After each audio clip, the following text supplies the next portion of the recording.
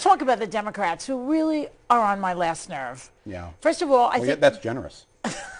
They're on no nerve with me. I mean, they are dropping all over the place, and we're going to lose the whole Congress in November. That is correct. Yeah, as I've said on my website, they're in for an ass whooping of biblical proportions. Absolutely. If they don't turn this around right now, if they don't change, if they don't do the job they were sent there to do, it's all over for them. So what do they? What does Obama have to do? You know, this whole thing about reaching over on the other side. That's really, who cares? Yeah, no more kumbaya. No, we're done with that. Right. And I don't know if he has it in his personal character, his personality, right, to be strict like Bush which is a good thing and a bad thing, because because I think he is a decent person, because I think he has a good heart. He's a gentleman. Absolutely. Yes. And I think he really came in there with wanting. He's not going to give up his own personal political beliefs, but I think he really did want to, figure out how to work with them. When they come into town, when the Republicans win, they get in their Hummers and they barrel down Pennsylvania Avenue with all guns blazing. Get out of the way. We're in charge, and these are the laws we're going to pass, and that's that. That's not the Democratic way. Why? Why can't we do that? Because we don't like to start wars. We're like a peaceful people. Well, he's in We're Afghanistan. He's in the war. Well, he's doing it. He inherited a war that, again, he doesn't have the wherewithal to say, you know what, that is a mistake.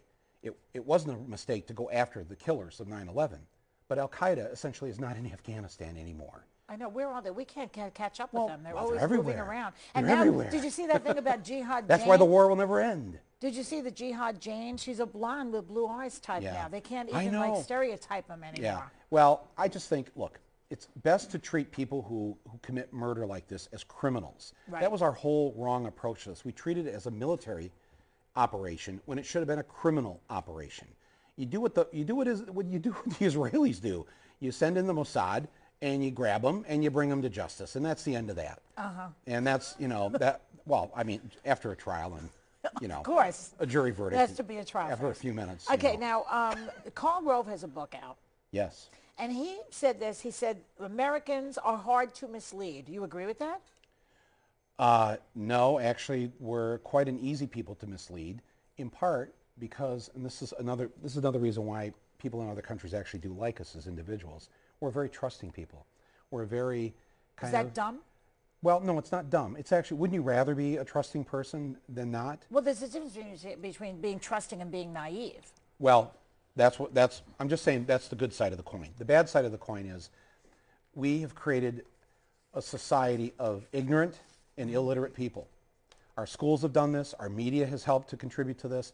We have 40 million adults in this country right now who are functional illiterates. That means they can't read and write above a fourth grade level. When you have a society that dumb, so to speak, that ignorant. Well, ignorant, yeah.